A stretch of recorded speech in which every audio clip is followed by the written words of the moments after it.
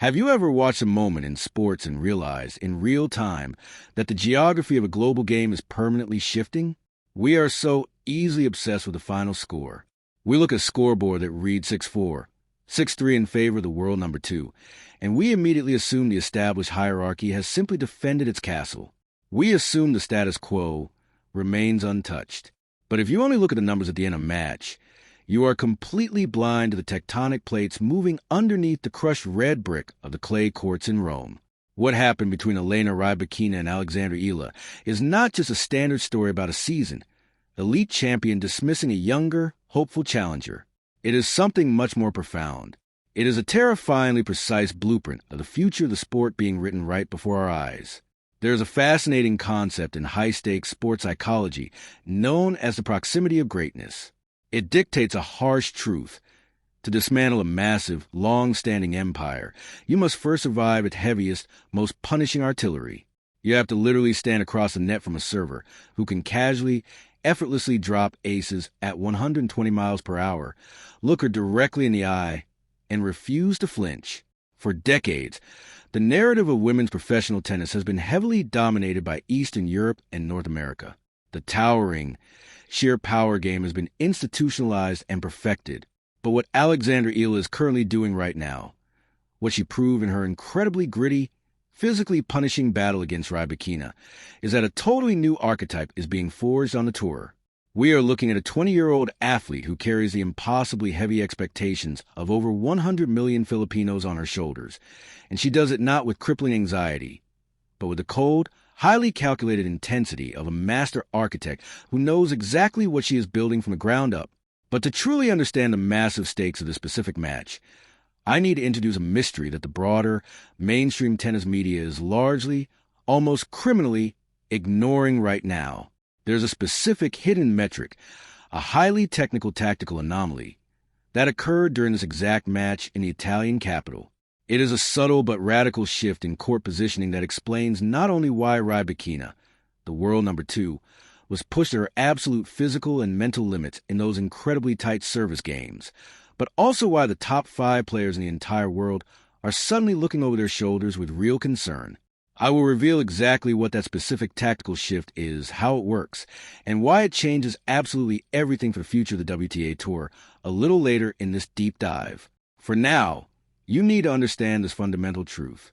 We are not just talking about a rising star having a good week. We are talking about a bona fide cultural phenomenon who smashed her way into the top 30 earlier this year. This is an athlete who casually, methodically dismantled proven, multi-time major champions like Jelena Ostapenko, Madison Keys, and even the formidable IJ Swiatek during her historic, jaw-dropping run at the Miami Open. We are talking about a player whose very competitive DNA was molded by Rafael Nadal himself. But the leap from being a top 30 sensation to becoming a legitimate, trophy-hoisting Grand Slam champion requires crossing a very dark valley of shadows. It requires stepping into the arena and facing the Elena Rybakinas of the world, players who possess a chilling aura of absolute invincibility. This news, this specific match, changes everything for you, the audience, because it proves beyond a shadow of a doubt that the gap is closing rapidly. The long era of predictable, centralized dominance is fracturing. So grab a notebook, settle in, and pay close attention, because today we are breaking down the anatomy of a future global superstar. We are dissecting the ruthless psychological warfare of the WTA Tour, and we are going to explore exactly why a straight sets, 6-4, 6-3 loss might actually be the single most important transformative victory of Alexandra Eala's young, explosive career. Let us trace the origins of this inevitable collision course. How exactly do we arrive at a balmy, electric night in Rome, watching a young woman from Quezon City go toe-to-toe, blow for blow with the stoic ice queen of Kazakhstan? To understand Alexandra Eala's current mental fortitude, you have to deeply understand the unique environment that forged her. Professional tennis is a sport of extreme, punishing isolation, and historically, it is a sport that is heavily, almost exclusively reliant on established institutional infrastructure. If you are born in Florida or Paris or Moscow, you're immediately plugged into a massive, well-oiled system entirely designed to manufacture champions from the age of 5. You have access to elite coaching, world-class facilities, and a pipeline of high-level competition. If you are born in the Philippines, however, you are a complete outlier. You are fighting against a severe lack of historical precedent on the global singles stage. Eala began her incredible journey being coached by her grandfather on local courts. It started as a family affair, a simple bonding exercise that slowly, methodically morphed into a relentless, all-consuming pursuit of absolute perfection. She was not a product of factory. She was a homegrown prodigy navigating uncharted waters. The massive inflection point in her life arrived when she was just 13 years old, winning the highly prestigious Les Petits tournament in France. The premier event for under-14 players globally was not just a plastic trophy for her shelf. It was a brilliant flare shot high into European night sky, signaling her arrival. And who exactly answered that flare? None other than the Rafa Nadal Academy in Mallorca, Spain. Just imagine the sheer psychological weight of that for a moment. Imagine being a young teenager, packing your bags, moving entirely across the world away from your family, and being thrust into an intense, demanding environment where the patron saint of the Academy is arguably the single greatest, most relentless competitor in the entire history of human athletics. The underlying ethos of the Nadal Academy is not just about teaching players how to hit heavy topspin forehands. It is about teaching them how to suffer. It is about deeply understanding that every single point, every single rally, is a microcosm of your entire life, and you absolutely do not concede a single inch of dirt without making your opponent bleed for it. Eala absorbed this warrior philosophy directly into her very DNA. She learned to speak fluent Spanish. She completely integrated into the grueling, physical European clay court culture. She systematically transformed herself from a highly talented, flashy junior player into a hardened, professional gladiator ready for war. Now, let us intensely analyze the why factor of this recent matchup. Why was this specific match against Elena Rybakina so incredibly pivotal for her development? Rybakina, currently perched imperiously at world number 2, is the ultimate, terrifying litmus test for any aspiring tennis champion. Rybakina does not just beat you on the court. She systematically suffocates you with flawless geometry and terrifying velocity. She is the 2022 Wimbledon champion and the 2026 Australian Open champion. She operates with a detached, almost robotic, terrifying calm that unsettles her opponents. Her service motion is a fluid, beautiful weapon of mass destruction, yielding a staggering, demoralizing percentage of free points. When you walk out to play Elena Rybakina, you are playing against pure mathematical inevitability. You know the booming aces are coming down the tee. You know the flat, heavy, penetrating ground strokes are going to paint the outer edges of the baselines. The immense psychological toll of knowing you might only get one, perhaps two fleeting break-point opportunities in an entire 2-hour match breaks most players mentally before they even finish their warm-up stretches. But this is exactly where Eala's rapid progression becomes incredibly fascinating to watch. Let us do a micro deep dive right now into the intricate tactical nuances of their encounter in Rome.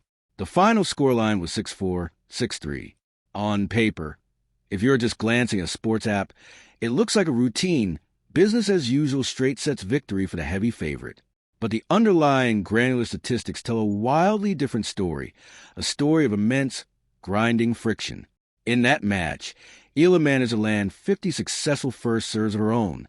She bravely fought off multiple, high-pressure break points against one of the best returners in the game. She even managed to officially break Rybakina's legendary serve once, a monumental feat that requires superhuman anticipation, perfect split timing, and absolute fearlessness. And here is where we reveal the hidden metric I mentioned earlier, the tactical anomaly that changes everything. It was Eala's specific return positioning.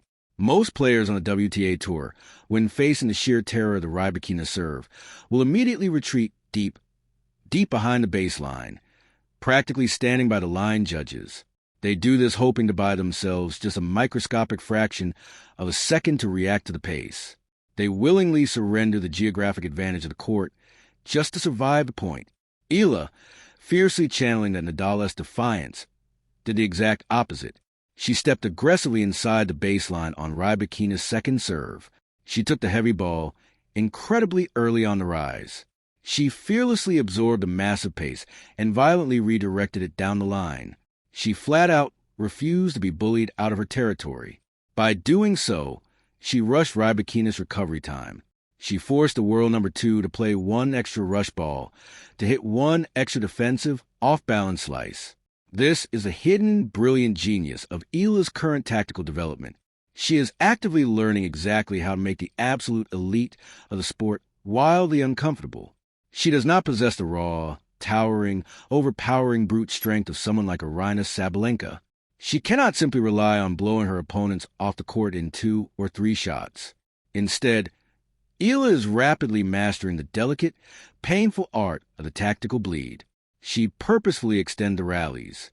She utilizes her sharp left-handed angles to rip open the geometry of the court, violently pulling Rybakina wide to the forehand side, forcing a tall, powerful player to hit constantly on the dead run. Rybakina ultimately won this match because her elite first serve repeatedly bailed her out of highly critical, stressful moments. She blasted 6 unreturnable aces and won nearly 3/4 of her first serve points when she absolutely had to. That is the ultimate privilege of being the world number 2. You have a massive, reliable parachute. Eala is still meticulously knitting hers, string by string. We must also zoom out and examine the hidden motives in the broader, highly volatile landscape of the modern WTA Tour to fully grasp this moment. Women's professional tennis is currently residing in a golden, unprecedented era of depth. The margin for error between the player ranked number 3 and the player ranked number 43 is razor thin. Anyone can truly beat anyone on a given Tuesday. For Rybakina, every single match against a rising, hungry star like Eala is a frantic defense of her hard-earned territory. She absolutely cannot afford to show a single millimeter of weakness, lest the rest of the locker room smells blood in the water. For Eala, every single match against the top tier is essentially a high-stakes data extraction mission. She is actively extracting crucial information. She is feeling the immense physical weight of a top 2 player's ball on her strings. She has carefully calibrated her own nervous system to the sheer, deafening noise and pressure of a prime-time, night session Masters 1000 match. The pressure on Eala is completely unique and almost unimaginable. When she steps onto the court, it is not just casual tennis fans casually watching. It is the hopes of an entire nation. The massive, passionate Filipino diaspora literally fills stadiums from the hard court of Miami to the clay of Rome, turning standard, early-round tennis matches into raucous, Davis Cup-like, electric atmospheres. Elite players like Jessica Pegula and Coco Gauff have both publicly commented on the deafening, vibrant environment that aggressively follows Eala wherever she travels. This level of intense global fame, the massive endorsement deals, the constant media requests at just 20 years old is highly intoxicating, but it can also be a suffocating, paralyzing weight. The fact that she manages this immense pressure so gracefully, choosing to actively embrace the roaring crowds as a limitless source of fuel rather than wearing their expectations as a heavy burden, is a massive testament to her elite, world-class psychological conditioning. She is as strong in the mind as she is in the legs. However, as an objective, investigative deep dive, we must present the counter-arguments. We cannot just paint a picture of flawless progression. Let us play the professional devil's advocate for a moment. Harsh skeptics within the traditional tennis establishment will quickly point out that while Eala's rapid rise is undeniably spectacular, there are still real, systemic vulnerabilities in her current game that could theoretically prevent her from ever holding that coveted world number 1 trophy. The primary, glaring critique heavily focuses on her serve. In the fiercely competitive modern WTA, possessing an elite, highly reliable serve is completely non-negotiable for sustained, year-round dominance. Against Rybakina, Eala hit only 1 ace and committed 5 costly double faults. Her first serve win percentage hovered dangerously in the high 50s. If you want to consistently dictate terms against the absolute elite, that number needs to be solidly in the 70s. Critics will strongly argue that without those easy, free points on her serve, Eala is forced to work exponentially harder for every single game she wins. Over the grueling, demanding course of a 2-week Grand Slam tournament, that immense physical toll compounds dramatically.